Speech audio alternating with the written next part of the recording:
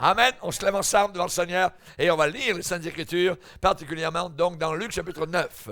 Luc chapitre 9, les heures importantes dans la vie de Jésus-Christ. Alors, Luc 9, et nous lisons à partir du verset 18. Luc 9, verset 18. Alléluia. Un jour que Jésus priait à l'écart, ayant avec lui ses disciples, il leur fit cette question. « Qui dit-on que je suis ?» Ils répondirent, Jean-Baptiste. Les autres disent, Élie. Les autres, que des anciens prophètes aient ressuscité. Et vous, leur demanda-t-il, qui dites-vous que je suis? Pierre répondit, le Christ de Dieu. Jésus leur recommanda sévèrement de ne le dire à personne. Un peu plus loin, verset 28. Environ 8 jours après qu'il lui dit ces paroles, Jésus prit avec lui Pierre, Jean et Jacques, et il monta sur la montagne pour prier. Pendant qu'il priait, l'aspect de son visage changea et son vêtement devint d'une éclatante blancheur. Et voici 2 hommes s'entretenaient avec lui. C'était Moïse et Élie, qui apparaissant dans la gloire, parlaient de son départ qu'il allait accomplir à Jérusalem. Sa mort, sa crucifixion. Nous allons aller maintenant un peu plus loin, particulièrement Luc 22, verset 39.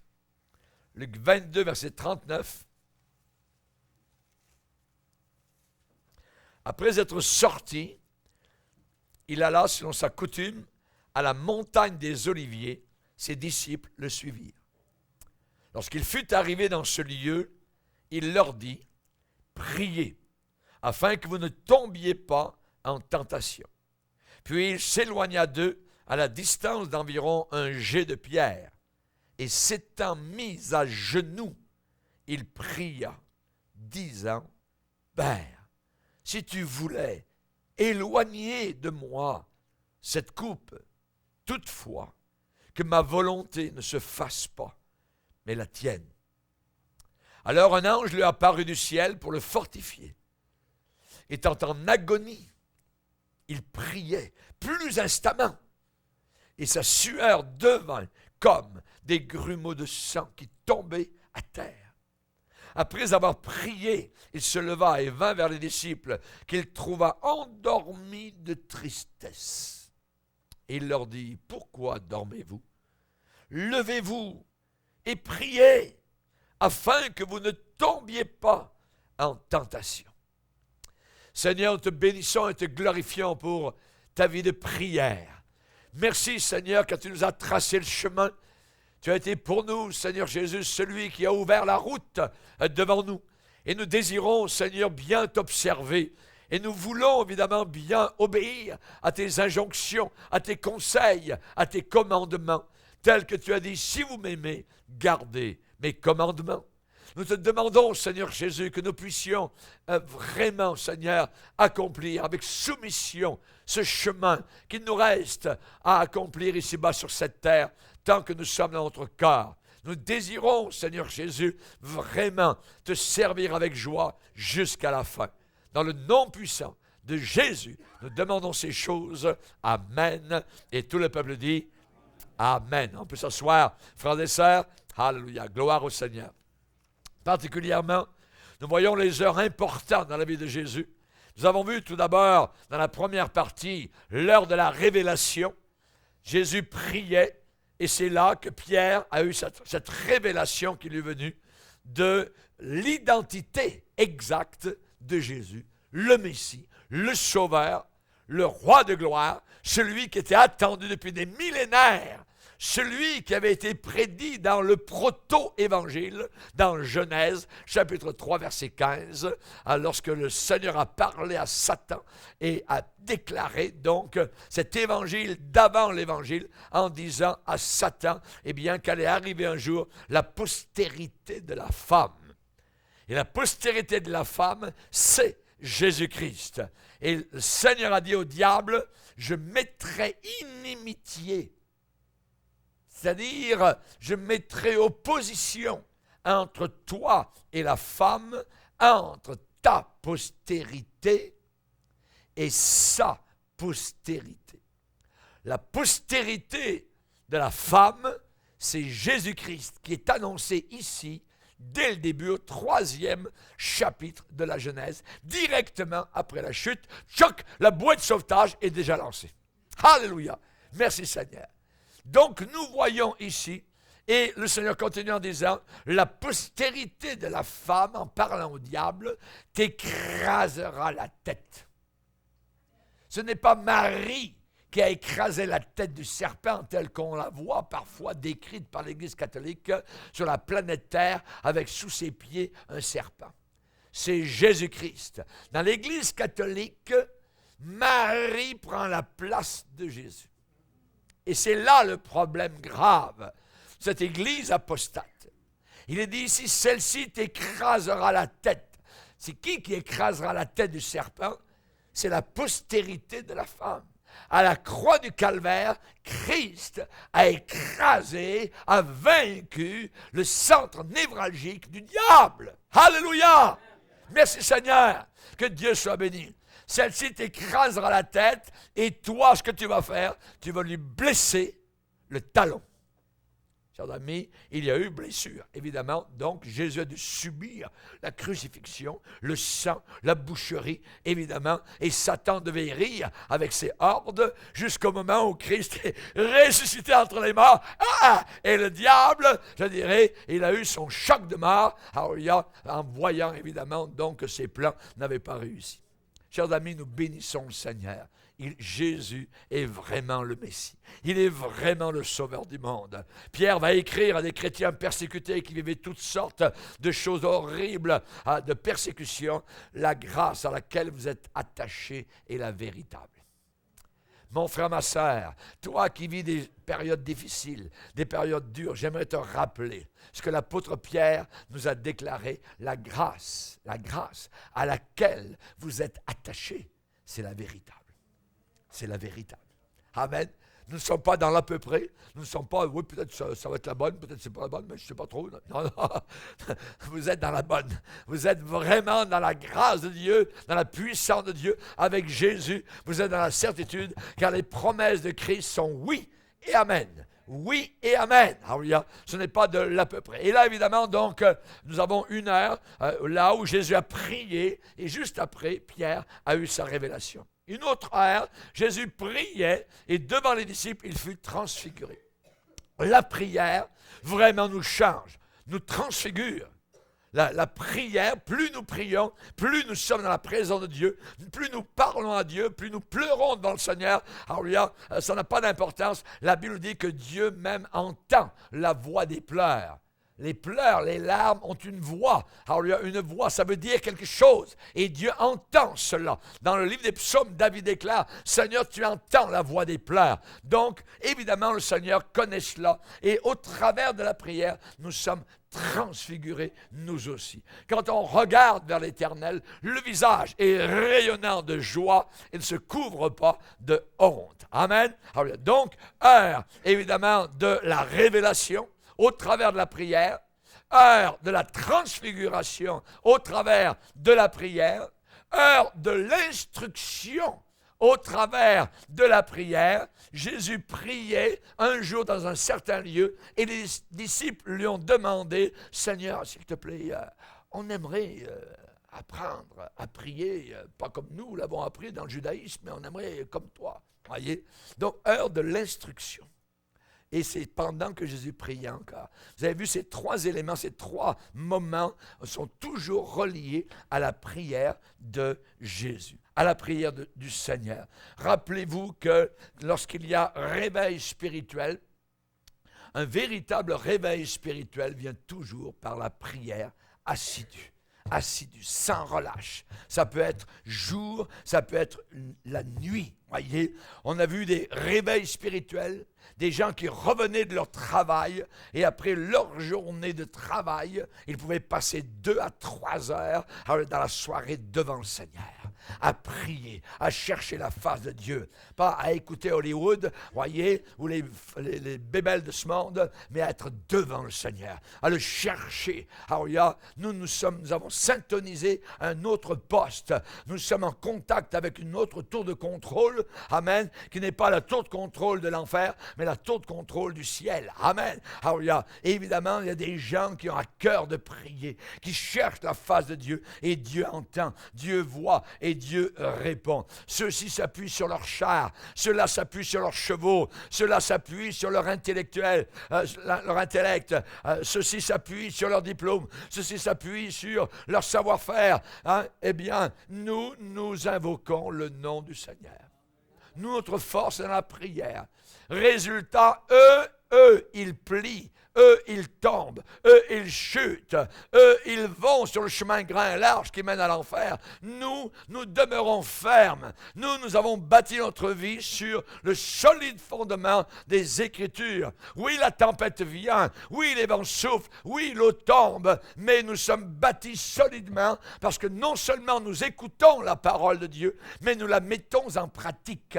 Amen. Et c'est là la différence entre extérieurement deux vies chrétiennes, deux maisons, qui l'une tombe quand la tempête arrive et l'autre demeure debout quand la même tempête arrive, parce que non seulement nous écoutons, non seulement nous entendons, mais nous obéissons, nous faisons, nous ne nous bornons pas à écouter. Ensuite, on met en pratique la parole donc du Seigneur. Amen. Alors, gloire à Dieu, que Dieu soit glorifié. Jésus, avant de remonter au ciel, a dit à ses disciples, allez par toutes les nations, enseignez-leur. Enseignez-leur. Nous avons besoin régulièrement d'être enseignés. On a besoin régulièrement, le cantique est merveilleux, Seigneur. Conduis-moi comme un petit enfant. J'ai besoin de réentendre les histoires de Jésus. J'ai besoin de réentendre. Quand arrive l'heure du coucher pour vos enfants, voyez, ne lisez pas les histoires de Blanche-Neige et tout ça. Lisez les histoires de la Bible. C'est les plus belles histoires. Amen. Lisez l'histoire de Jésus quand il guérissait les malades, quand il prenait les enfants dans ses bras, quand Jésus était sur la croix. Lisez et ils s'endorment très bien. Les enfants dorment bien. La parole de Dieu fait leur travail dans leur cœur. Les autres qui regardent des films d'horreur toute la soirée, les enfants la nuit sont réveillés, font des cauchemars, tout ça, crient, ainsi de suite. Il faut qu'il y ait évidemment la parole de Dieu, pas dans l'église uniquement, mais dans nos maisons. Il faut que la parole de Dieu soit exaltée, qu'elle soit lue, qu'elle soit entendue. Amen. On a besoin de cette parole dans nos vies personnelles. Que Dieu soit glorifié. Enseignez-leur tout ce que je vous ai prescrit. Amen. Vous savez, quand vous regardez quelqu'un qui prie, il n'y a absolument rien de spectaculaire. Il n'y a rien de spectaculaire. La personne est à genoux, en train de prier. Aujourd'hui, nous vivons dans une église, un monde d'église spectacle, de show. Regardez comme on est fort, regardez notre musique, regardez notre groupe, regardez nos chorégraphies, regardez tout ça, nos psychologues, tout ça. Envoyez la charrue. Envoyez le chasse-neige. Poussez ça en dehors. Rien à savoir. Nous voulons Jésus. Donnez-moi Jésus, donnez-moi la parole, donnez-moi mon pain quotidien. C'est cela que le peuple en réalité demande. Nous ne voulons pas avoir une église mondaine, nous voulons avoir une église chrétienne authentique. Alléluia, gloire au Seigneur. Imaginez que ce soir, ce soit votre dernier jour. Vous ne retournez pas chez vous à la maison. Vous ne retournez pas, c'est terminé, vous allez mourir. Vous allez mourir. Voyez, à 9 heures, dans 2 heures, c'est la mort. Ah, gloire à Dieu. Ah, il y a des bonnes réactions. Ah, c'est merveilleux, gloire à Dieu. Vous l'avez l'affaire. Amen. Merci Seigneur. Il y a des gens qui se réjouissent. Amen. Les païens à Rome, lorsqu'on emmenait les chrétiens aux arènes et que les lions sortaient, les païens les regardaient et se disaient entre eux, ce groupe de personnes, ils sont joyeux comme s'ils allaient à une noce. C'est écrit dans les rapports de Joséphus, tout ça, les historiens. il regardait les chrétiens réunis autour, se serrant les coudes. On faisait sortir les lions et tous ces chrétiens avaient une joie. Alléluia. Et les païens disaient, mais c'est comme s'ils allaient à une noce. Ils sont heureux. Mais qu'est-ce qui se passe? Vous voyez, ils ne comprenaient pas du tout. Les chrétiens entraient dans la gloire. Amen. Et ça serait merveilleux. Amen. Évidemment, de quitter ce soir. Alléluia. C'est Jésus, évidemment. Donc, venez nous chercher. Que Dieu soit béni. C'est ça la réalité. Ça va arriver un jour. Amen. Et nous allons nous attendre à cela. Et il y a une joie dans notre cœur. Alléluia. Gloire au Seigneur. Il y avait un chrétien c'était un pasteur des pays de l'Est, s'appelait Popov. Pas le Popov, faux prophète, vous voyez, américain, mais un autre pasteur s'appelait Popov. Et il était dans sa cellule de la mort, tout ça. Et régulièrement, donc, les communistes envoyaient les chrétiens à la mort. Et finalement, il avait eu sa date. C'était cette journée-là où là, il allait être donc exécuté à cause de sa foi en Christ. C'était un pasteur. Il s'était préparé, tout ça, et tout était là, tout ça. Jésus, aujourd'hui, je vais te rencontrer, tout ça. Et son cœur est en attente, tout ça. Heureux au plus haut point, tout ça. Et voilà, quelqu'un frappe à la porte de fer, sa prison. Non, c'est pas pour aujourd'hui. Oh! Et il raconte dans son témoignage comment il était déçu au plus haut point de ne pas aller rencontrer le Seigneur. Alléluia. Ça, c'est des véritables chrétiens. Ça sont des gens, amen, qui savent en quoi ils croient, qui savent en qui ils croient, amen, qui sont prêts à véritablement rencontrer notre Dieu vivant. Merci Seigneur. Amen. Rien de spectaculaire avec des gens qui prient, des gens qui sont à genoux, en train de prier le Seigneur. Mais pourtant, c'est une vie pleine de renoncement de soi-même. La prière demande du renoncement à soi-même. La chair, nous avons deux êtres en nous. Il y a le vieil homme, voyez, qui n'est pas tout à fait décédé, voyez, qui parle encore de temps en temps, voyez, et puis il y a le nouvel homme. Et là, le nouvel homme, il veut prier, il veut aimer Dieu, il veut lire la Bible. Et le vieil homme dit non, une autre fois, plus tard, ainsi de suite. Il y a un combat. Il y a un combat. Et évidemment, la prière est tellement importante dans nos vies. La prière, c'est un renoncement. Je renonce. Et le diable vient et il dit, regarde, t'es juste là, à genoux, tu perds ton temps, ça ne sert à rien, t'es même pas entendu, ceci, et ainsi de suite. Et il nous darde avec ses mensonges, avec sa moquerie. Mais reste, mon frère, lâche pas. Alléluia. Ne lâche pas dans la prière. Et une vie de prière avec ton Seigneur. Pas de temps en temps quand ça te dit. Parce que si tu attends que ça te dise de prier, ça ne te dira jamais. Nous marchons par la discipline. C'est la discipline. Je dois apprendre à discipliner ma vie. Vous êtes passé parfois dans la campagne, voyez, où il y a des chemins avec, je dirais, les tracteurs passent souvent.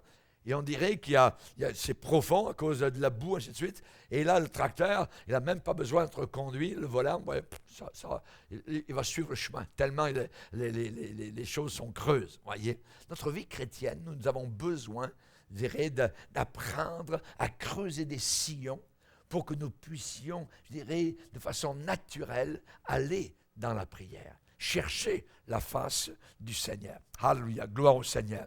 Il y a quelqu'un qui, je dirais, aime la prière, quelqu'un qui aime intercéder devant Dieu. Évidemment, il va falloir prendre le taureau par les cornes. Parce que là, vous devenez dangereux. Quand vous êtes juste assis dans une église, voyez, à écouter des prédications, ça, vous n'êtes pas dangereux du tout au diable. C'est le moment où vous mettez en pratique. C'est le moment où vous commencez à prendre la chose très au sérieux et vous commencez à prier. Oh, là, vous voyez l'enfer se réveiller. Là, vous voyez toutes sortes de choses. Vous avez décidé de prier et vous mettez à genoux. Pouf! Tout d'un coup, c'est votre enfant qui vient vous déranger. Bon. OK, vous remettez à prière. Ça. Ensuite, pouf, le téléphone sonne.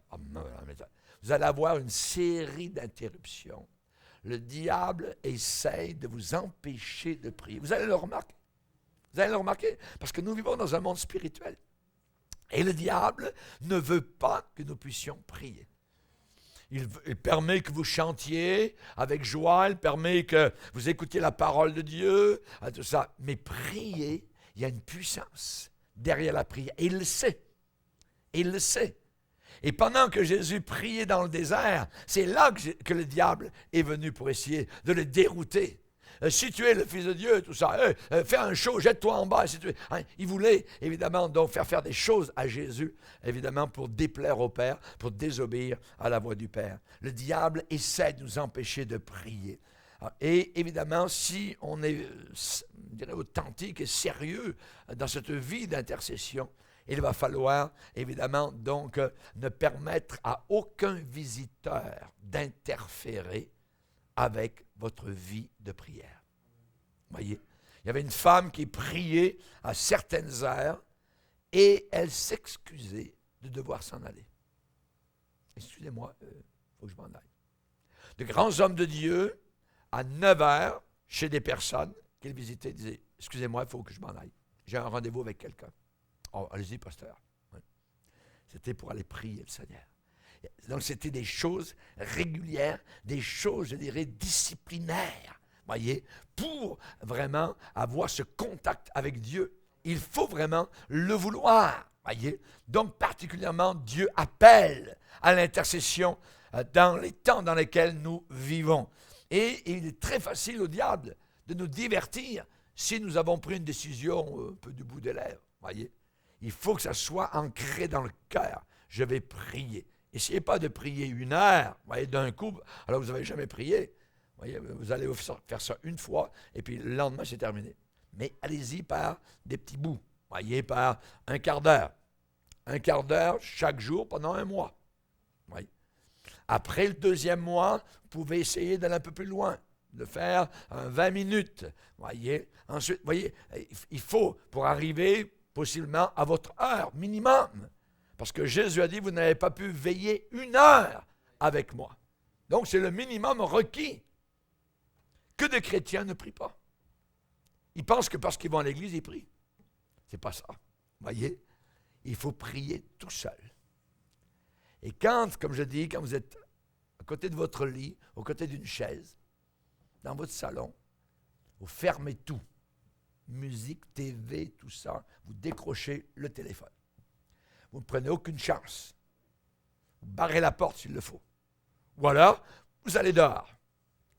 Vous allez dans le bois, personne ne peut. Il faut être décidé pour vraiment chercher la face du Seigneur. Et là, vous avez votre temps, donc, avec le Seigneur. Chers amis, prier, il faut prier dans l'Esprit. Il faut prier avec le Saint-Esprit. La Bible dit dans Éphésiens 6, verset 18, « Faites en tout temps par l'Esprit toutes sortes de prières. » Toutes sortes de prières variées. Vous pouvez prier pour ceci, prier pour cela. Hein, une situation qui vous vient à l'idée, une situation que vous vivez. Vous priez pour cela, vous présentez vos requêtes devant le Seigneur. Hein, dites pas, oh, le Seigneur, il les connaît. Vous voyez? Moi, j'ai entendu des chrétiens, tout ça, ils disent, pas besoin de prier, le Seigneur, il connaît mes situations. Ben, on va le laisser faire. Non, il dit de prier. Demandez, vous recevrez. Vous n'avez pas parce que vous ne demandez pas. Il faut lui présenter nos requêtes. Vous voyez? Il faut absolument, avec l'aide du Saint-Esprit. Dans Jude, il est dit, vous édifiant vous-même sur votre très sainte foi, priant par le Saint-Esprit. Il faut que le Saint-Esprit nous aide. Et au début, parfois, quand on rentre dans la prière, c'est comme si vous rentrez dans un désert, chauffé à 40-50 degrés. Il n'y a rien. C'est aride. Vous avez de la misère à mettre 2 mots, à dire une phrase ensemble. Voyez, il faut continuer. Il faut continuer. Moi, si j'attendais, évidemment, d'étudier la Bible, vous voyez, quand samedi, j'étudierai jamais la Bible. Et au début, quand, dans mes études personnelles, c'est difficile. Le diable, c'est facile de lire le journal, les nouvelles, mais là-dedans, là, même si ça fait 40 ans que vous êtes au Seigneur, il y a un combat. Et ensuite, quand vous avez forcé, je dirais, la porte, alors là vous arrivez dans des pâturages verdâtres, vous commencez à prier, vous sentez que vous êtes passé au travers de hordes diaboliques, hein, au travers de toutes sortes de puissances démoniaques, et vous arrivez devant le trône de Dieu. il y a des oppositions à votre amour pour le Seigneur. Il y a des oppositions à votre témoignage. Voyez, on a besoin de parler du Seigneur autour de nous. On a besoin de prier dans le Saint-Esprit. Et notre prière doit être mue, doit être motivée, contrôlée par le Saint-Esprit. Et c'est là, évidemment, où la personne qui est baptisée dans le Saint-Esprit, qui parle en langue, eh bien, a une facilité que l'autre personne n'a pas, qui n'a pas été baptisée dans le Saint-Esprit. L'apôtre Paul remerciait le Seigneur aux Corinthiens en disant « Je remercie Dieu de ce que je parle en langue, plus que vous tous. » Le parler en langue est quelque chose de merveilleux parce que votre esprit est avec Dieu. Votre esprit est avec Dieu et là, vous parlez en langue. En langue. Vous ne savez pas ce que vous dites. C'est un miracle merveilleux. Jésus a dit, voici les miracles qui accompagneront ceux qui auront cru. Ils parleront de nouvelles langues. Beaucoup de mon temps personnel en prière est en langue. Je parle en langue sur le trottoir, je parle en langue dans la voiture, je parle en langue dans le bois, je parle à toutes sortes d'endroits, voyez. Parfois, je suis en face d'une voiture qui est de l'autre côté, voyez, et moi, ma bouche, je sais qu'il est en train de me regarder, tout ça. Peut-être qu'il pense que je suis plugué avec quelque part. Je dis, moi, c'est toi, tu es plugué sur ton iPod, moi, je suis plugué ailleurs, voyez. Et je parle à mon Seigneur. J'ouvre la bouche, je parle en langue. Il ne m'entend pas, mais c'est pas grave, voyez. Ou des fois, je suis dans un parking et je marche, et il y a des gens qui me voient parler. Parfois, voyez, des fois, ils regardent mes oreilles parce qu'ils se demandent, est-ce qu'il a une petite chose dans les oreilles, est-ce qu'il parle avec quelqu'un? Moi, il n'y a rien dans les deux oreilles. Moi, je parle avec le Seigneur en langue. Alors, c'est merveilleux. Paul dit, je remercie Dieu de ce que je parle en langue plus que vous tous. Celui qui parle en langue ne parle pas aux hommes, mais à Dieu. Personne ne le comprend. C'est en esprit qu'il dit des mystères. Il parle au Seigneur. Amen. Donc, on a besoin, évidemment, de cela. Que Dieu soit glorifié. Si vous ne l'avez pas encore, demandez-le au Seigneur. Demandez-le, c'est puissant. Le Seigneur a dit, vous recevrez de la puissance quand le Saint-Esprit viendra sur vous. Et vous serez mes témoins. Amen. Gloire au Seigneur. Nous allons passer à l'heure de la rédemption. Nous avons vu l'heure, particulièrement de la révélation, qui est Jésus. L'heure de la transfiguration, la prière nous transfigure. Nous avons vu l'heure de l'instruction. Les disciples ont demandé à Jésus de leur enseigner à prier. Et il y a l'heure aussi de la rédemption. Jésus est dans le jardin de Gethsémane. Et arrivé dans ce lieu, il dit aux disciples, priez afin que vous ne tombiez pas en tentation. Afin que vous ne tombiez pas dans la tentation. Il y a des gens qui tombent dans le péché. Et je peux vous dire qu'ils ne sont pas en train de prier. C'est certain à 100%. Pourquoi? Parce que le Seigneur dit, priez afin que vous ne tombiez pas dans la tentation. Être tenté, il n'y a encore pas de problème là. Même Jésus a été tenté. Être tenté, ce n'est pas un péché. C'est tomber dans la tentation, qui est un péché, qui devient un péché. Donc, évidemment, le diable donne des appâts pour que je tombe dans la tentation. Quel est l'antidote? La prière. La prière. La prière est une force qui est communiquée aux chrétiens pour résister aux appâts de l'ennemi.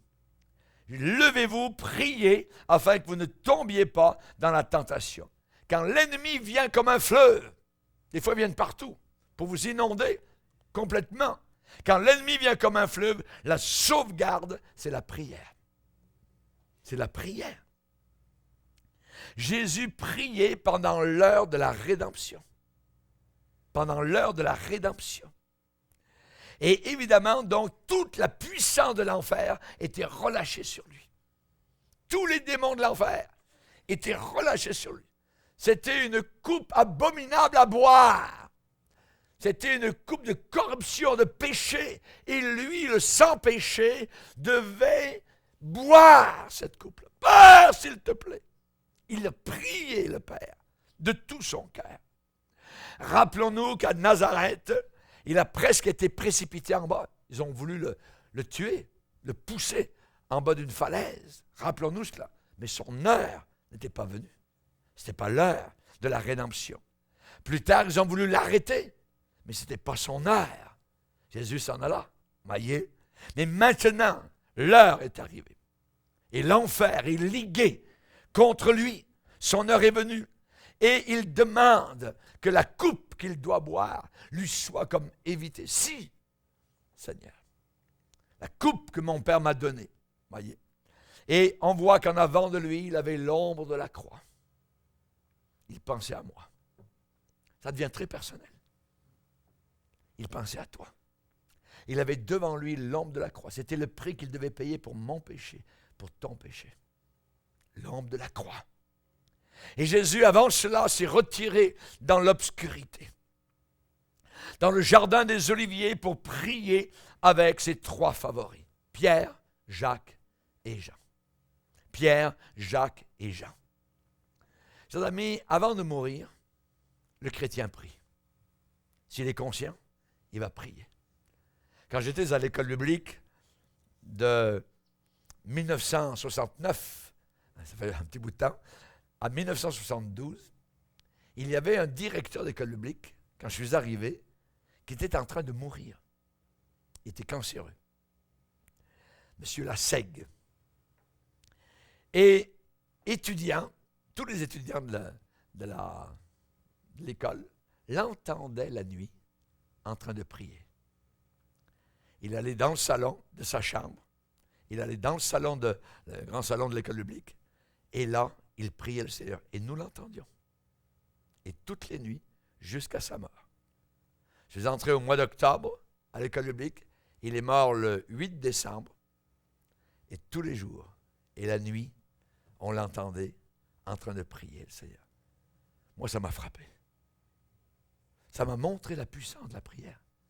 Cet homme avait un cancer de l'estomac. L'infirmière venait. Ses organes sortaient même. Donc c'était vraiment terrible. C'était le pasteur du centre évangélique à Montréal, sur le Papineau à l'époque, un homme de Dieu qui venait de Californie, le pasteur Lassègue.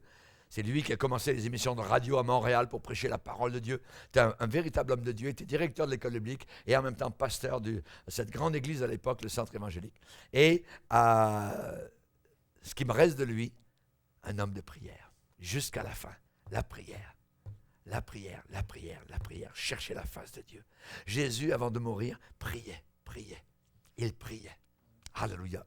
Et quand un chrétien qui est en train de mourir, ce que le chrétien qui va aller dans l'au-delà désire, c'est être entouré avec d'autres chrétiens pour prier le Seigneur, pour lui parler. Tout d'un coup, la prière, alléluia, a toute sa valeur, comme la crème du lait qui monte à la surface.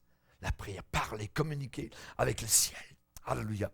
Et on voit particulièrement que là, en face de la croix, Jésus donc priait. Et il ne voulait pas, évidemment, rester seul. Et c'est la raison pour laquelle il a pris avec lui, à l'intérieur du jardin, particulièrement trois qui étaient plus proches de lui. Pierre, Jacques et Jean. Pour qu'ils partagent sa coupe de tristesse. Pour qu'ils prient avec lui. Mais ils sont endormis. Et lui, il est tombé sur son visage, comme d'habitude. Et on ne peut pas entrer dans ce jardin, je dirais avec légèreté, avec frivolité. Non, on ne peut pas entrer avec à nos pieds des souliers. Nous devons entrer comme Moïse qui a dû enlever ses souliers devant le buisson ardent, comme Josué a dû enlever ses souliers devant le capitaine des armées à Jéricho. Chers amis, nous entrons dans le jardin où, là-bas au fond, là-bas sous les oliviers, à la lueur blafarde de la lune, il y a une forme humaine qui est en train d'être secouée. Et on entend même des cris. Et si on s'approche un peu plus, il y a de la sueur. Il est en sueur tellement que c'est comme des grumeaux de sang qui tombent à terre. Il y a un combat immense, titanesque, pour sauver les pécheurs de la terre. Lui, il porte sur lui tous les péchés de l'humanité. Depuis Adam jusqu'au dernier de l'Apocalypse. Imaginez. Il est là dans ce jardin, sur le mont des Oliviers, et là, évidemment, chaque roche est sacrée. Chaque pierre est sacrée. Les ombres qui recouvrent la forme prostrée de Jésus. Si vous entrez dans ce jardin, le sol sous vos pieds est sacré, humidifié de son sang, de ses larmes, de sa sueur. La Bible parle de Jésus à ce moment-là et emploie les mots « grand cri ». Grand cri. Pierre, Jacques et Jean ont entendu là-bas un jet de pierre. Non, c'est une pierre. Jésus est juste là-bas au fond, là où la pierre est tombée. De grands cris, des larmes, ils pleurent. On parle de prière, supplication, dans Hébreux chapitre 5, verset 7. N'oublions jamais que même si notre rédemption a été achetée à Golgotha, Jésus a gagné la bataille au jardin de Gethsémani sur ses genoux. Il a gagné par la prière. Il nous a rachetés à la croix, mais il y a eu ce combat durant la nuit à Gethsémani.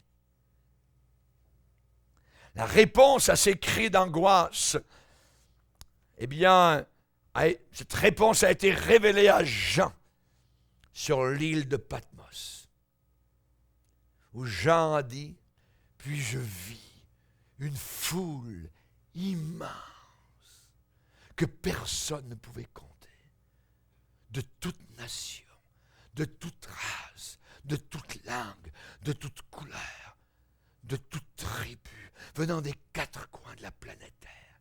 Et c'est là, à Gethsémani, où cet homme, qui est Dieu en chair, prie pour cette foule qu'il veut sauver. Alléluia. Ce glorieux jour n'est pas encore arrivé. Mais Jean, dans l'Apocalypse, l'a vu dans une sorte de preview. Voyez. Et évidemment, donc, on sait particulièrement que le Seigneur attend depuis 2000 ans de voir le travail de son âme. Vous avez hâte d'aller voir le Seigneur? Savez-vous que le Seigneur a plus hâte que vous de vous voir? Il a hâte que son Église soit réunie là-haut dans la gloire. Ceux qui sont déjà arrivés avec ceux qui sont encore sur la planète Terre. Il y aura une réunion dans la gloire éternelle. À cause du sacrifice, à cause de sa prière, à cause de la croix, à cause du sang versé, à cause des larmes, à cause des cris, à cause de la coupe qu'il a bu jusqu'à la lit. Il a bu ma saleté, il a bu ma pourriture, il a bu mon péché, il l'a pris sur lui. Merci Seigneur. Ne serais-je pas reconnaissant?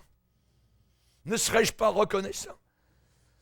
Est-ce que je vais garder la bouche fermée quand on loue le Seigneur, quand on l'adore, quand on... Non, c'est impossible. Donnez-moi 1000 voix. 1000 voix. Alléluia. La Bible dit, à cause du travail de son âme, il rassasiera ses regards. À cause du travail. La prière est un travail.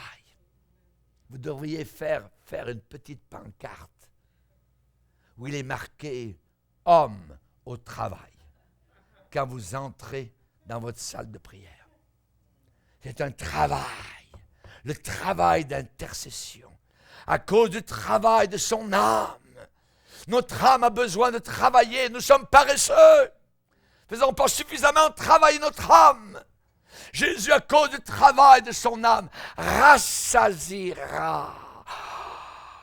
Il va rassasier ses regards en voyant les fruits de son travail, les fruits de sa prière, les fruits de son sacrifice.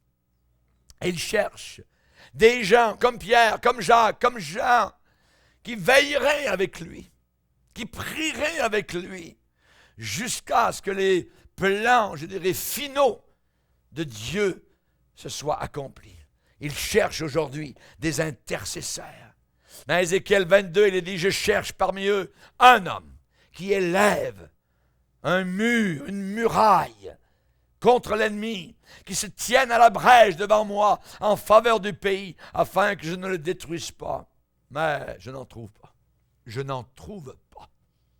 Je n'en trouve pas des intercesseurs.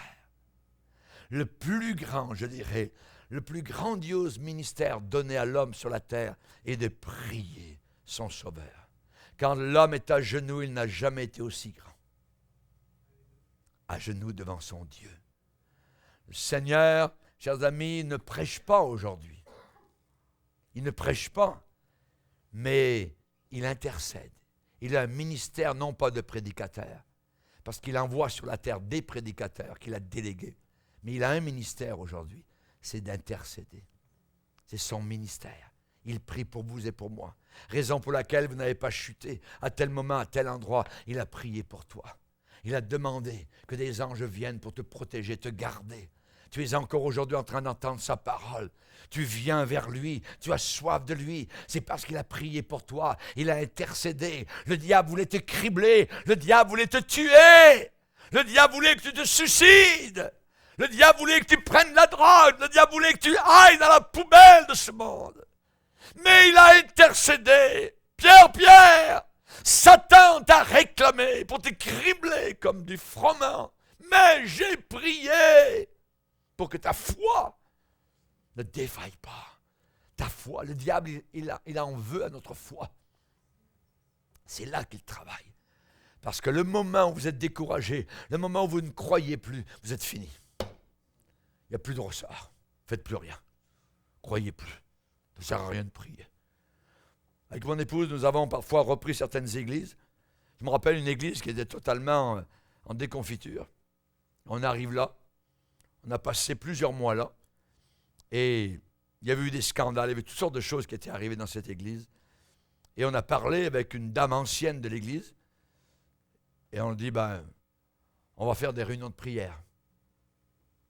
Elle dit, pasteur Bourgier, réunion de prière, ça ne sert à rien. Ça ne sert à rien. Et bien j'ai dit, on va prier. On va chercher la face de Dieu. On s'est opposé à cette femme-là, qui ne croyait même plus à la prière. Ça ne sert à rien. On a déjà fait ça. Ah ouais, on va continuer. On va continuer. Et l'église, quand on est parti, était viable. Viable. Pourquoi? Parce que Dieu a relevé, Dieu a béni, le souffle de Dieu est revenu. Amen. La foi est de nouveau montée. Alléluia. On a besoin de prier. Ouvre nos yeux, Seigneur. Ouvre nos yeux. Il y a des situations qui peuvent être changées. Il y a des cœurs qui peuvent encore être touchés. Il y a des âmes qui peuvent encore être sauvées. Il y a des églises qui peuvent encore être vivifiées par le ministère de la prière. Quand nous prions, mais Jésus est avec nous en train de prier, lui aussi se met encore à genoux. Il est avec nous dans nos réunions de prière et il prie le Père. Il se joint à nous. Ouvre nos yeux, Seigneur. Ouvre nos yeux. La réponse du ciel vient en réponse à la bataille secrète, à la lutte, au combat secret. Amen. Alléluia. Ne vous attendez pas que des gens viennent vous tapoter sur l'épaule en disant hey, c'est bien, tu pries ça. Personne ne viendra. Personne ne viendra vous dire. Vous serez seul. Vous serez dans votre désert, dans vos difficultés, et ça va être à vous de vous tenir devant votre Créateur et votre Sauveur. Dans la prière. Dans la prière. Et au bout d'un moment, vous allez ressentir la présence du Seigneur. Comme si une forme humaine, courbée comme vous, prend la chaise d'à côté et prie avec vous. Le même Père, c'est Jésus qui vient à côté de son enfant, qui vient pour l'aider, qui vient intercéder. Il est, n'oubliez pas, notre souverain sacrificateur. Alléluia. Mon Père qui voit dans le secret vous le rendra ouvertement. Mon Père qui voit dans le secret vous récompensera. Il vous le rendra.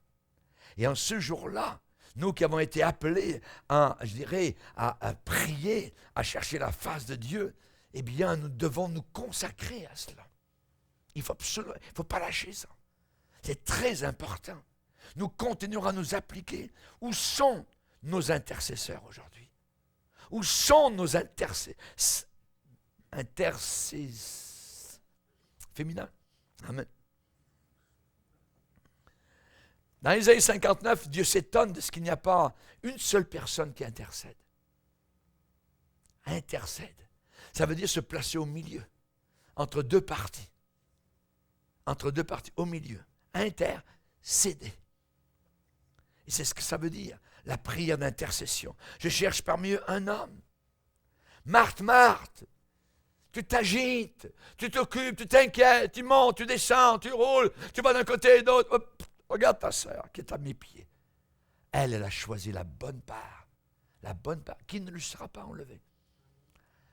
Il faut que nous choisissions la bonne part. Le diable vous dira, tu perds ton temps. Non, vous allez gagner du temps. Vous pouvez gagner des mois, vous pouvez gagner des années. Au lieu de tourner en rond, tout ça, Non, la prière vous donnera la réponse. Alléluia. Ne perdez plus votre temps, mais regagnez du temps au travers de la prière sincère. Seigneur, nous te bénissons et nous voulons te glorifier. Nous te bénissons particulièrement pour ces heures précieuses, Seigneur, où au travers de la prière, tu te révèles à notre cœur. Où au travers de la prière, notre visage est illuminé, Seigneur. Où au travers de la prière, tu nous enseignes à prier. Où au travers de la prière, nous apprenons des choses. Où au travers de la prière, nous intercédons pour les perdus, comme tu l'as fait à Gethsémane. Merci, Seigneur. Merci, Seigneur, pour ces moments précieux où tu as prié pour nous. Oh, mon Sauveur, gloire à ton nom, Seigneur. Nous ne voulons jamais oublier cette heure, Seigneur, où tu as prié jusque sur la croix. Père, pardonne-leur, car ils ne savent ce qu'ils font. Nous te bénissons pour l'heure du pardon qui a sonné un jour pour nous, Seigneur, quand tu étais mourant à l'extérieur des murailles de Jérusalem. Béni soit ton Saint-Nom. Dans le nom de ton Fils, nous prions. Amen.